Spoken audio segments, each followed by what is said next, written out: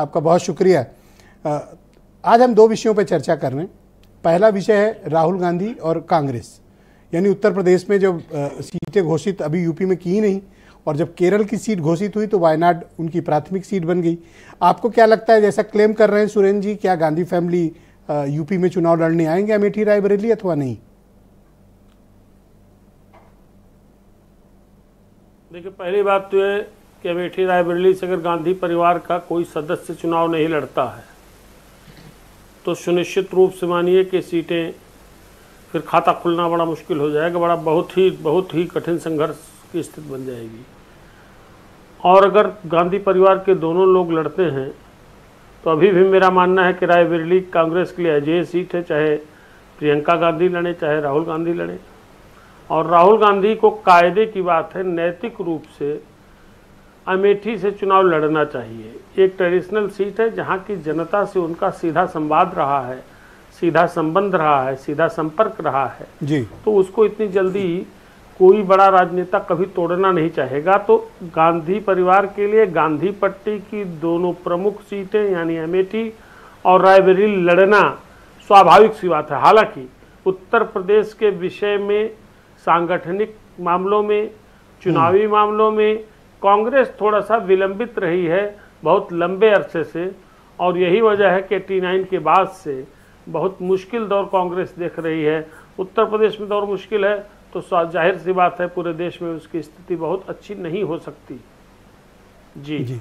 मैं आपसे ये समझना चाहता हूँ कि बीएसपी को लेकर बड़ी चर्चाएं चल रही हैं, हालांकि अभी सुरेंद्र जी उसको डिनाई कर चुके हैं, पर आपका अनुभव क्या कहता है मायावती के मामले में, अकेले या फिर किसी के साथ? मैं 100 बार इस बात से इनकार करता हूं कि बीएसपी किसी से कोई समझौता करेगी, कम से कम किसी बड़े दल से। कांग्रेस को तब भी मैं बड़ा दल मानता हूं, भले उत्तर प्रदेश में उसका परफॉर्मेंस पिछले कुछ वर्षों से बड़ा खराब रहा हो, 2 विधायकों और 1 सांसद वाली पार्टी, उसके बावजूद कांग्रेस राष्ट्रीय स्तर की पार्टी है, बड़ी पार्टी है। तो कांग्रेस का तो अब दूर दूर तक कोई विषय नहीं है। इससे ज़्यादा प्राथमिक बात मेरी है कि बीएसपी किसी से कोई अलायंस नहीं करेगी, और मायावती ने जो शब्द बोला है पहले दिन से चुनावी तैयारियों के बाबत कि उनका किसी से अलायंस नहीं होगा, उन्होंने सत्य बोला है, उस पर स्टिक करेगी। तीसरी चीज जी, बिना आपके पूछे मैं बता दूं, चूंकि प्रथम प्रश्न के उत्तर में ही ये बात समाहित है, कांग्रेस का मेजर फोकस 5 सीटों पर है, अमेठी रायबरेली, इसके अलावा अमरोहा, सहारनपुर और बांसगांव। दानिश अली अमरोहा से उसके कैंडिडेट होंगे जो वहाँ के सांसद अभी हैं। सहारनपुर में इमरान मसूद, और बांसगांव में सदल प्रसाद, जो 2014 के चुनाव करीब 4-4.5 हजार वोट से आ रहे थे, और 2019 के चुनाव बमुश्किल तमाम 1,500-2 हजार वोट से आ रहे थे, 1800-1700 वोट से आ रहे थे।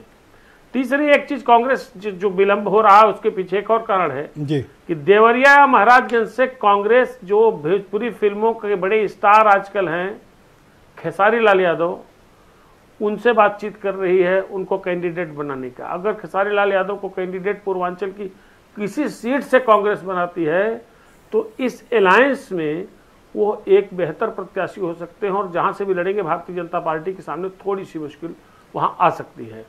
5 सीटों को अलावा मैं नहीं मानता हूं कांग्रेस बहुत ज्यादा कहीं कुछ कर सकती है। कांग्रेस प्रवक्ता, नेता, उनके समर्थकों को बुरा लग सकता है, लेकिन वस्तुस्थिति ब्रजेश जी यही है कि 5 सीटों पर उनका मेजर फोकस होगा, जिनमें 2 सीटों पर मेरा मानना है कि 1 सीट पर तो सुनिश्चित उनकी जीत है, रायबरेली अजय उनके लिए, भारतीय जनता पार्टी किसी को भी लड़ा दे वो सीट उनसे छीना नहीं जा सकता, लेकिन शर्त है कि गांधी फैमिली से कोई हो और गांधी परिवार से कोई सदस्य।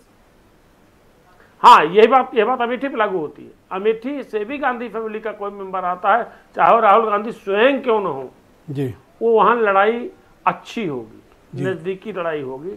और चूंकि एंटी इनकम्बेंसी बहुत भारतीय जनता पार्टी के खिलाफ नहीं, भारतीय जनता पार्टी का बहुत अच्छा माहौल है, बम्पर माहौल है। एक सवाल ये बीजेपी वालों से भी रिलेटेड है, ये बड़े बड़े दिग्गजों के टिकट रोक लिए गए हैं, जिनका जिक्र अभी मैं राजेश चौधरी से कर रहा था, ये क्या कारण है? इनकी भाषा से लग रहा है कि ये बलिदान मांग रहे हैं। देखिए, ब्रजेश जी बलिदान ही मांग रहे हैं। कारण बता दूं आपको, भारतीय जनता पार्टी ने एक लाइन बनाई है, जीत प्रथम, नियम प्रथम नहीं। जो नियम बनाए थे इन्होंने, जो एक बात नैतिकता नियम की कही थी, 75 वर्ष से ऊपर या और चीज़ें या एंटी इनकम्बेंसी, वो विषय नहीं है। इस वक्त कौन जीत सकता है, अधिकतम सीटें कैसे आ सकती हैं, इस पर भारतीय जनता पार्टी काम कर रही है। और जो नाम आपने लिए, जितने भी नाम लिए जी, उन पर आपका जो अंदाजा है वो एकदम सही है। वहां टिकट बदले पर संतोष गंगवार जैसे टिकट बदले जा बेहद स्थापित नेता, प्रत्याशियों जिनका रिकॉर्ड है भाई, वो मतलब बहुत ही स्थापित नेता है संतोष गंगवार, उनका टिकट, उनको घर बिठाना आसान है क्या हेमंत जी? आप मुझे ब्रजेश जी, भारतीय जनता पार्टी है, नए मिजाज का इसका और नए अंदाज का इसका परफॉर्मेंस है, इसका एटीट्यूड है, इसका तरीका है। क्या आपने सोचा था कि इतनी बार के सांसद संतोष गंगवार को पिछली कैबिनेट में नहीं लिया जाएगा? नहीं लिया गया। इसके पहले थे, इसके पहले तो कैबिनेट मंत्री थे, लेकिन उनको नहीं लिया गया। तो जब इतने बार लगातार जीते हुए इतने स्थापित नेता, एक बिरादरी के महत्वपूर्ण नेता को यूनियन कैबिनेट में नहीं लिया गया, नहीं, बहुत ही शानदार। क्या उनकी अच्छी छवि है? कोई आश्चर्य, बहुत ही विनम्र सादगी वाले नेता हैं। ऐसे नेताओं को इलेक्ट्रल पॉलिटिक्स में रहना चाहिए। बिल्कुल बहुत भले व्यक्ति हैं, जनाधार वाले नेता हैं, जमीन के नेता हैं, सहज सरल हैं, किसी बात का अहंकार नहीं है। और शायद यही वजह है कि लगातार उनको लंबे अरसे से बरेली में कोई चुनौती नहीं दे पाया है। और मेरा मानना है उनका लखनऊ से कोई आज नाता भी ही अगर नहीं उनको टिकट मिलता है तो कभी लखनऊ नहीं दिखते मुझे।